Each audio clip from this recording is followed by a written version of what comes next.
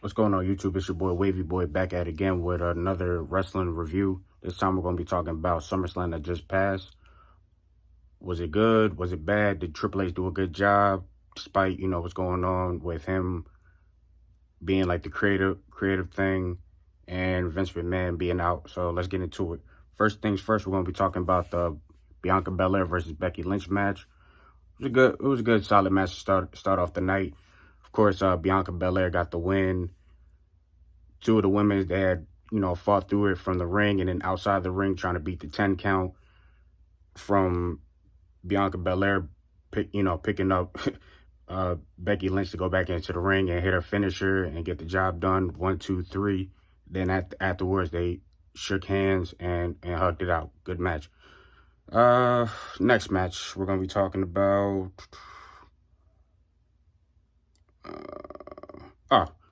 Logan Paul versus The Miz. Now, despite, the whole thing about Logan Paul, why they brought Logan Paul, signed him to bring in more viewers, it's a good look. At least with Logan Paul from his first match at WrestleMania, he did a good, solid job. We can't sit there and say that, oh, he's not a good wrestler. He's up there with almost like, what's it called, Bad Bunny when he came in there. So he's still doing a good job.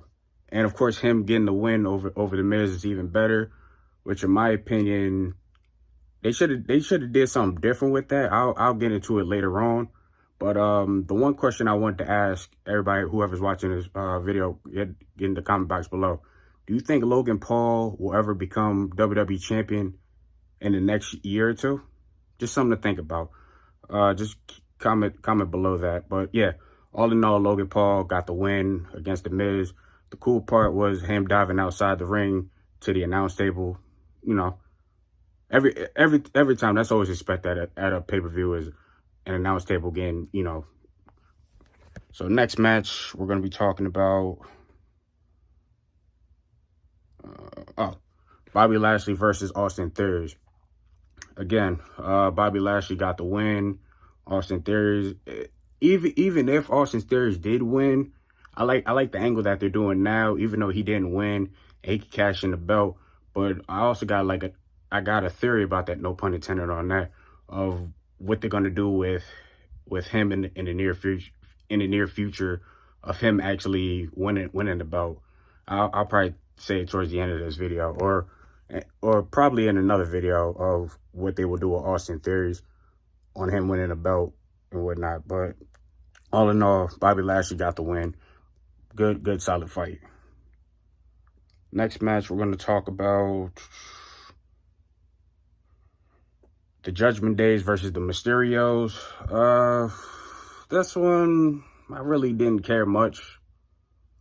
But the cool thing about it was the Edge came back, despite him getting kicked out of a group that he started, which is kind of dumb. It's like, how do you start a group and then the people that you hired in the group kick you out of the group? So anyway, he comes back with a spear. Keep in mind, the match was also a no disqualification match. So, he did spear Dominic Mysterio, the double 619, and, to get the win. So now, of course, Mysterio, Edge are cool people. For anybody that don't know, from back in the days, Edge and Mysterio were tag team champs at one point and still keep a good friendship. So cool. Moving on. Next match, we're going to talk about Pat McAfee versus Happy Corbin. Another person that also shocked me a lot is Pat McAfee.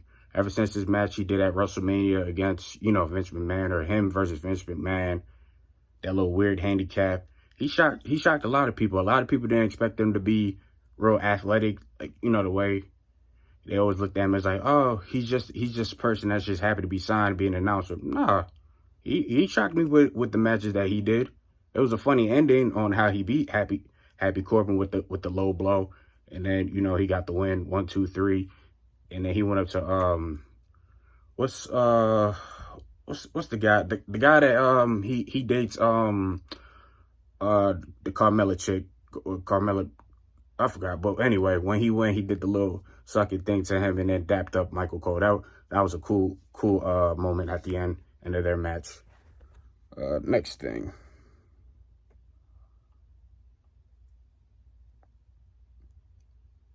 Usos versus Street Profit, and Jeff Jarrett being the special guest referee. Now this one, you know, from the last time when they had their little dispute or whatever, the Usos accidentally, it was either Jimmy or Jey Uso accidentally super kicked Jeff Jarrett from like the build up that Friday night, and then with this one, the same thing almost happened again, but luckily this time Jeff Jarrett actually dipped out of it, and the one guy, what was it? I think it was either Ford. It was either Ford that had dipped out of it, did the slam. No, it was Dawkins that got out of it, reversed into a slam, and then they did the frog splash, and then you know how like the referees, when they do like the little slow count 1, 2, Jeff Jarrett gets distracted, and then that's when the Usos came in and did the double super kick, and then 1, 2, 3, the Usos win to retain their belts. Okay, next. Fortunately, the Riddle and Seth Rollins match didn't happen due to Seth Rollins curve stomping him prior, what was it, that Monday or whatnot. So that was the one match that got canceled out. Now getting to another one, Liv Morgan versus Ronda Rousey. I don't really expect much from Ronda Rousey's match ever since she came into the thing. It's like now you went from going to the UFC where something's real to now like you gotta be like a softer version of yourself when you're in WWE. Kind of like still make it real even though it's not. So with her, her losing to Liv Morgan, which I kind of expected, and then her to lash out and then beat up on the referee and Liv Morgan, and now her being fined. Of course, they're not gonna say how much she got fined, but we all know. Well, for anybody that didn't watch SummerSlam or the highlights, she's now fined. They're not going to say how much, but yep, she lost, so Liv Morgan is still your champion. Now we're coming to, the main event, Brock Lesnar versus Roman Reigns. Now this match right here, this was something else. So you got Brock Lesnar comes out on a tractor, and everybody's like, what the heck? So he comes on the tractor, says a couple things on the mic, throws the mic to Roman Reigns, and at that point, it's like, oh yeah, it's about to go down. So they get into it, they fighting. Next thing you know,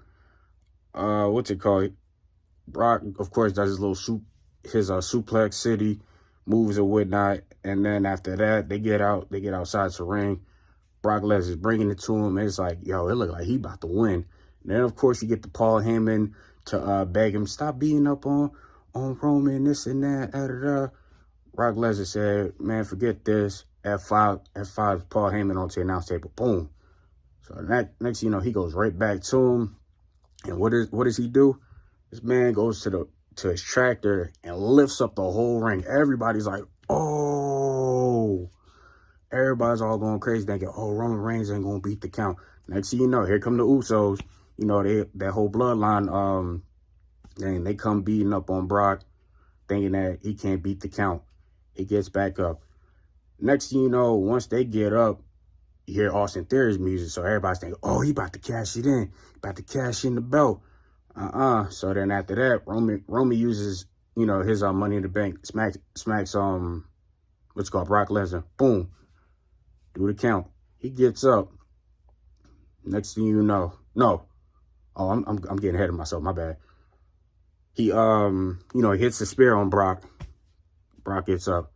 He uses the Money in the Bank briefcase. Boom, hits him.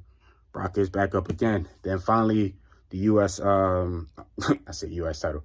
The Undisputed title. Boom, he gets hit. And then, of course, that's how Roman Reigns win. Now, with that being said, my personal grade, if I was to grade this, I'll probably give it a B+. The only reason why I say that is like, I don't see the whole angle on why Roman Reigns is still WWE champion. He doesn't really bring viewers to me. That's just my opinion though. Now, Brock should have won that match. Then they could have did something to it, but I get it. I guess Roman Reigns is like the newer John Cena, since John Cena's not there. full-time instead, you know, being part-time and doing movies and whatnot. But all in all, I'll give it a B+.